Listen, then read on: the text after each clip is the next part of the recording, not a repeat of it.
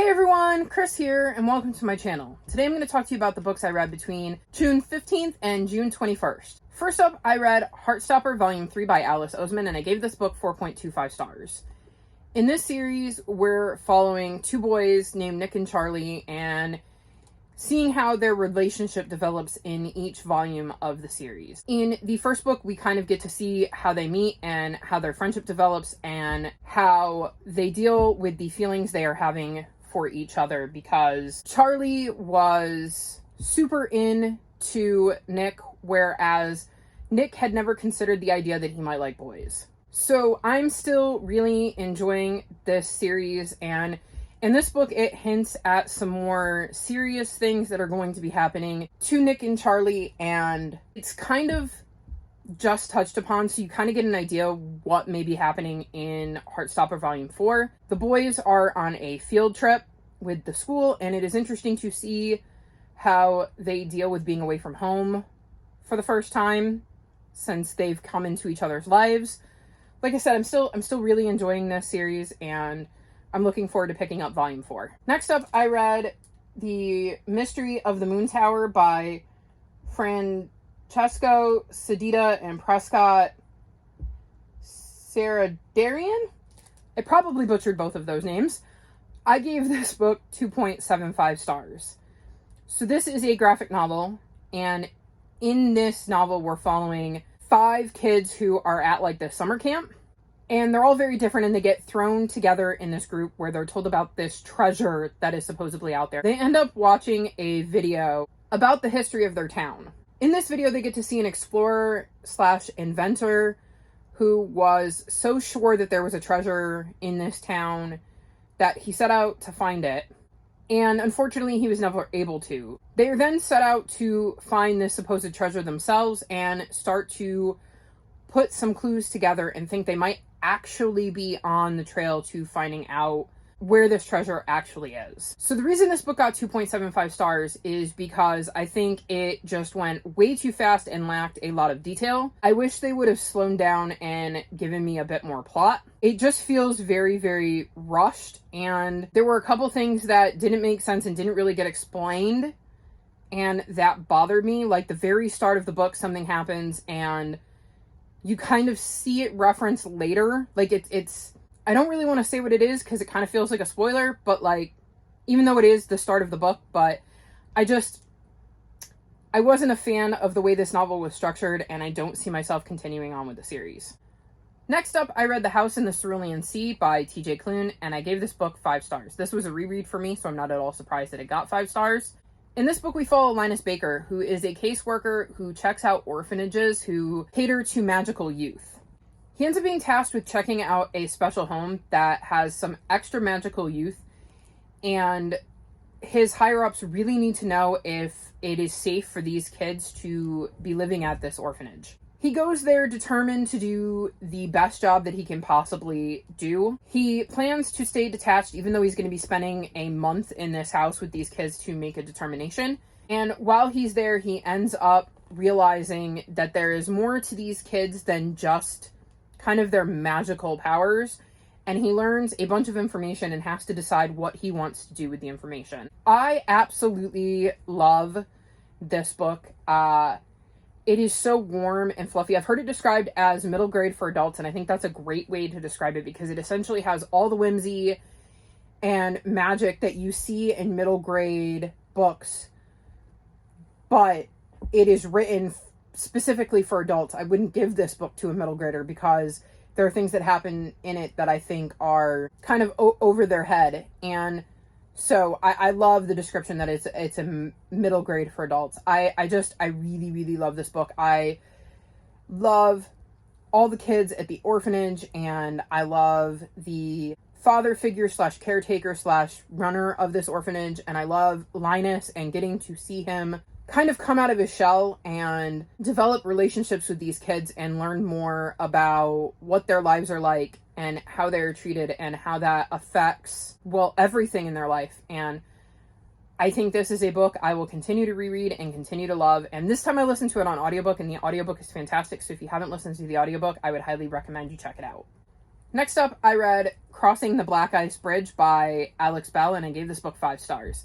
This is the third book in the Polar Bear Explorers Club series. In the first book in the series, we follow Stella, who wants to be part of the Polar Bear Explorers Club, just like her dad. Unfortunately, girls aren't allowed, but her dad manages to convince the leaders of the Polar Bear Explorers Club to give his daughter a shot, and she gets to go on an expedition and have a tryout as a junior explorer. While on this expedition, she and the other junior explorers get separated from the main group and have to continue the expedition without the grown-ups while also trying to figure out a way to get back to the grown-ups. I really, really love this series. It's one of my new favorite series ever, and this book is no exception. I loved getting to spend more time with Stella and the gang, and I'm looking forward to reading the Ocean Squid Explorers Club, which is set in the same universe as the Polar Bear Explorers Club, but follows different characters. So all in all, yes, favorite series, love this book, totally recommend the series. If you haven't checked it out, you should. They're fantastic books. Next up, I read City of Secrets by Victoria Ying, and I gave this book 4 stars. In this book, we're following an orphan named Ever, who is guarding a secret his father left with him before he died. He ends up crossing paths with Hannah, who is the daughter of the building owner where Ever and his secret that he's guarding reside. Hannah ends up taking a shine to him and wants to develop a friendship, but Ever is resistant. He has been very reluctant to trust people ever since his father was murdered, and knows there's people after him because there have been attempts on his life as well. So he isn't sure he can trust Hannah. Even if she is trustworthy, he worries that having her around could put both of them in danger, as he knows there are still people trying to find him to get a hold of the secret that he is guarding. I really enjoyed Ever and Hannah. I thought they were both fun characters. I really enjoyed getting to see Ever try to figure out whether he could trust Hannah, and I loved getting to see Hannah not give up on Ever because she really did want to be his friend. I liked the mystery of it all, wondering what it was that Ever was protecting and how that played into the larger story. And I really enjoyed this novel, and I believe it is the first in a series, and if so, I will definitely be reading more from this series because I really enjoyed Ever and Hannah and their relationship and the mysteries they uncovered. Next up, I read A Good Kind of Trouble by Lisa Moore Ramey, and I gave this book 4.25 stars. In this book, we're following 12-year-old Shay, who is starting junior high and just wants to stay out of trouble. Her older sister is involved in Black Lives Matter, and Shay doesn't want to get involved.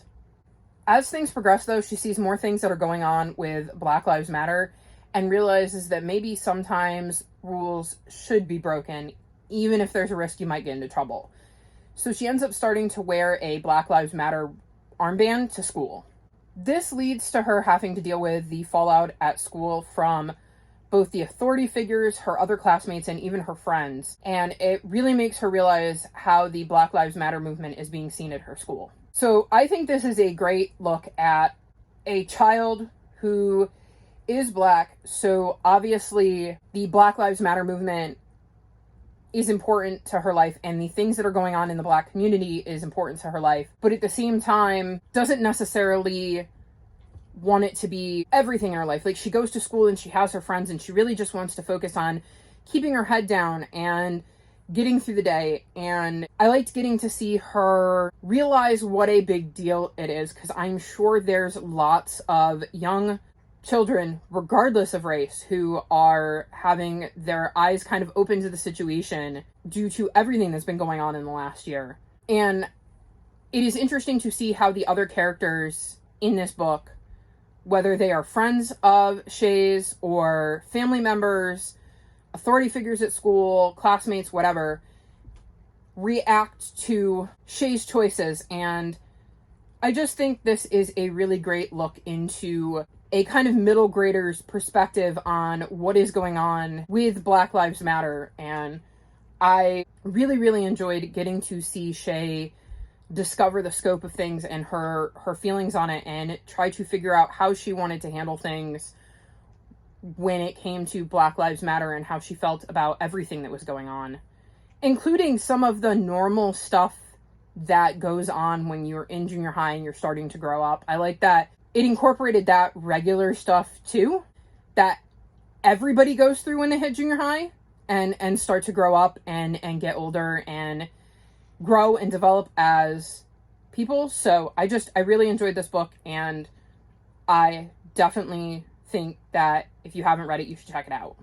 Next up, I read volumes 5, 6, 7, and 8 of Saga by Brian K. Vaughan and Fiona Staples, and I gave them all 4.5 stars. So this is a graphic novel series where we're following a moon and a planet who are at war, and they've kind of dragged every sentient world into this war with them. Our main characters are Alana and Marco, and they've had a baby. And the issue with this baby is the fact that Marco and Alana are from opposite sides of the war, and they aren't supposed to be procreating. So this series is basically them trying to stay one step ahead of everybody who is trying to kill and or capture them and their child. I absolutely love this series. I have gotten attached to not just Marco and Alana and their child, but to some of the people who are chasing them. I am obviously still invested in the series if I'm reading 4 volumes in a week. I definitely cannot wait to read volume 9. And I am also not looking forward to reading volume 9 because I know that that is not the end of the story, but that is the last volume that has been released. So I'm expecting to be upset when I get done with that there are no more volumes. But like I've said consistently, I was not expecting to love the series as much as I do. So I was not expecting to binge it like I have. And I'm looking forward to seeing what happens with Marco, Alana, and everybody else's journey in the next volume. Next up, I read Felix Ever After by Casey Callender, and I gave this book 4 stars. In this book, we follow Felix, who is black, gay, and transgender. He really just wants to fall in love to know what it's like. He worries that because he's black, gay, and transgender, it will be harder for him to find love. Then someone at his school posts pictures of him before he transitioned and includes his dead name. And he also ends up getting transphobic messages from the person he believes is behind the pictures being posted. He thinks he knows who did it, so he sets out to catch this person admitting that they did it by pretending to be somebody else. Along the way, he realizes that there's more to this person than he originally thought, and it leaves him back at square one because he's not sure that this person did it, and if it wasn't the person that he thinks it is, then who could it possibly be? So I really enjoyed this book. I really liked getting to see how Felix dealt with this horrible thing that was happening to him, and my heart broke for him because this shouldn't happen to anybody. I also thought it was interesting for him to see this new side to a character he thought he already had a read on and realized that there are more to people than maybe the face they show the public. The thing that prevented this book from getting 5 stars was a choice that was made towards the end of the book that I personally did not agree with and was not where I was expecting this book to go. And I was not a fan of that, so I had to dock it a star, but this is still a really, really good book. But again, keep in mind we're dealing with a trans main character who is being tormented by somebody who is sending them transphobic messages and has basically exposed them pre-transition and a version of themselves that they didn't really want the world to see because it wasn't who they really were. So keep that in mind if you're going into this and you think that might be triggering to read about, because it is a huge part of this book. Next up, I read The Black Flamingo by Dean Atta, and I gave this book 5 stars. This book is told in verse, and we're following a boy named Michael. We're watching as he's growing up and discovering who he really is. Like, he's never really been interested in the things that most boys are, and he's trying to figure out where his place is in the world. We get to see him go through his whole life, like it starts when he's a kid, and we get to see him grow up. It's basically Michael's story of figuring out who he is and what he wants in life. I listened to the audiobook of this, and it was absolutely fantastic, so I highly recommend checking out the audiobook. I really enjoyed getting to see Michael's journey and getting to see him figure things out and figure out who he is and what he wants out of life. And I liked the fact that it was in verse and kind of gave us a different way to go about telling this story. If it sounds interesting to you, I highly recommend you check it out because it was just a really, really good book. Next up, I read Hurricane Child by Casey Callender, and I gave this book 3 stars. In this book, we follow 12-year-old Caroline, who was born during a hurricane, and in her culture, that is considered to be unlucky. No one on the island of St. Thomas seems to like her, and she's bullied a lot at school. She also has a spirit following her that only she can see, and her mom left one day and never came back, so she has no idea what happened to her mom. Then this new girl, Kalinda, comes to school, and she and Caroline become friends, and it's the first time Caroline has had a real friend. Caroline ends up developing a crush on Kalinda and has to try to deal with that while also trying to figure out once and for all what happened to her mom. So I think that I might have enjoyed this book better if I had read it. I listened to the audiobook, and I think at times I ended up a bit confused because I was listening to it instead of physically reading it, and there was a lot going on in this book. I think that with there being like the spirit that Caroline can see, that there were times when that bit confused me, and I think if I had been physically reading it, maybe I would have had a better grasp as to what was actually going on. I wasn't super attached to Caroline and her character, so it made it hard to stay into the book. But again, that could have been because I was listening to it instead of physically reading it. I think if the book sounds interesting to you, you should check it out because, like I said, I think it may be a book down the line that I get and physically read to see if it ups my enjoyment of it, because I have found there's just some books that I cannot listen to on audiobook because I can't take them in the way I would if I was reading them physically, and I think this might be a case of I'd enjoy it more if I had physically read it. Next up, I read The Afterlight Academy by Frank L. Cole, and I gave this book 3.25 stars. In this book, we're following a 12-year-old named Walter who ends up dying and ends up finding himself in the categorizing office in the afterlife, where he ends up getting fast-tracked through the Afterlight Academy. He is then sent to be the guardian agent of a boy named Charlie. Charlie is a high-level target due to the fact that he has come across a book that would allow demons to open a gateway that would give them free travel to Earth. So despite having no idea what he is supposed to do because he was fast-tracked through the academy, Walter and Charlie end up working together to try to stay one step ahead of those who want to harm Charlie and get this book from him so that they can open a gateway to Earth. I liked this book. I liked the mystery behind how did Walter end up guarding Charlie when he obviously has no idea what he's doing, and you're kind of wondering who could be behind this plot, because you very quickly realize that somebody sent Walter to Charlie on purpose because they knew that Charlie was going to end up in possession of this book and they needed an agent that had no idea what they were doing. So you're trying to figure out the mystery of who set Charlie and Walter up.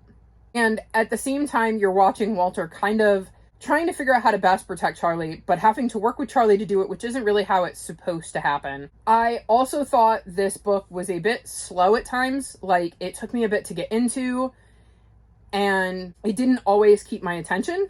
Like, I feel like this is the type of book that I could have put down, and if I'd had to return it to the library, I wouldn't have been fussed. Like, I could have easily DNF'd it and not cared if I had ever picked it up again. But I pushed through, I got to the end. It was an alright book. Like I said, I liked it. I gave it 3.25 stars, but I don't know that if there were more books set in this universe that I would read them. And lastly, I read King and the Dragonflies by Case and Callender, and I gave this book 5 stars. In this book, we follow 12-year-old King, and he is still coming to terms with the fact that his brother died recently. And he believes that when his brother died, he became a dragonfly. However, he keeps this to himself as he knows his parents are grieving as well.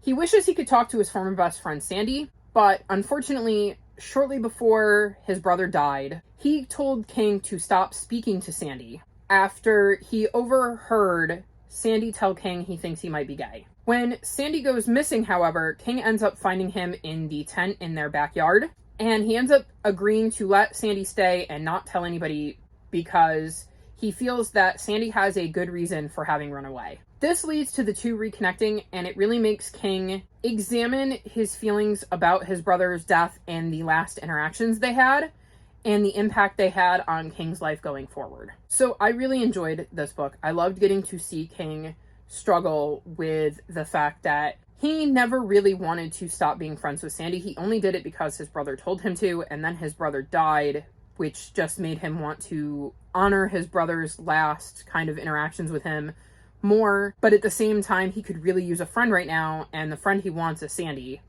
And then, on top of that, dealing with the fact that Sandy has run away, and he knows where Sandy is, and he knows everybody's worried about Sandy, but he also knows Sandy has a really good reason for being chose to run away, so he doesn't really want to betray Sandy, and as he reconnects with Sandy, he really has to examine how that makes him feel about his brother telling him to stay away from Sandy, and the grief he still feels at his brother's death. And I just really like how it gets to examine all of these interesting things, like King wondering if Sandy liking boys is enough of a reason to stop being his friend, wondering why his brother would have said that, but not really being able to ask him. There's just a lot of emotional stuff in this book, and it really, really packs a punch. And if you haven't read it, I highly recommend you check it out because it is a fantastic book.